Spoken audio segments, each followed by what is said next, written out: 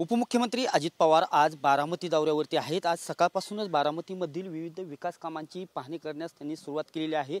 सलग 6व्यांदा उपमुख्यमंत्रीपदी निवड झाल्यानंतर बारामतीमधील शारदा प्रांगण येथे त्यांचा भव्य असा नागरी सत्कार होणार आहे। तत्पूर्वी आज सकाळपासूनच त्यांनी बारामतीमधील विविध विकास कामे पाहणी करण्यास सुरुवात केलेली आहे। बारामती परिसरातील जुनी कचेरी या परिसरात सध्या ते पाहणी करत आहेत आणि बारामतीमधील विविध ठिकाणी आज कार्यक्रम आयोजित केले आहेत। त्या कार्यक्रमाला देखील उपमुख्यमंत्री अजित पवार हे उपस्थिती लावणार आहेत। आज बारामतीमध्ये भला मोठा नागरी सत्कार होणार आहे। बारामती शहर असेल किंवा तालुका यांच्या वतीने हा नागरी सत्काराचं आयोजन करण्यात आलेलं आहे। या नागरी सत्काराला खासदार सुनेत्रा पवार, आमदार अमोल मिटकरी तसेच पार्थ पवार देखील उपस्थिती लावणार आहेत। हा कार्यक्रम संध्याकाळी 6 वाजता शारदा प्रांगण येथे होणार आहे।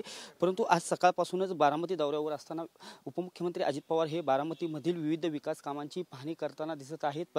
जे प्रशासकीय अधिकारी आहेत त्यांना सूचना देताना दिसत आहेत की कोणतीही कामे विकास कामे आहेत ती लवकरात लवकर उरकण्यासाठी ते सूचना करत आहेत। एकंदरीत आज सकाळपासून हा विकास काम पाहणी दौरा सुरू झालेला आहे आणि त्यानंतर बारामतीमधील विविध कार्यक्रमांना ते उपस्थिती लावून नागरी सत्काराला देखील उपस्थिती लावणार आहेत आणि त्या कार्यक्रमाला मार्गदर्शन देखील करणार आहेत।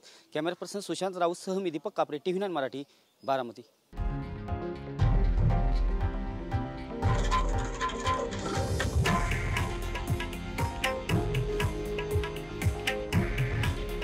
हे आहे देशातील नंबर 1 न्यूज नेटवर्क आणि आपण पाहत आहात TV9 मराठी। काळजी तुमची, हित महाराष्ट्राचं।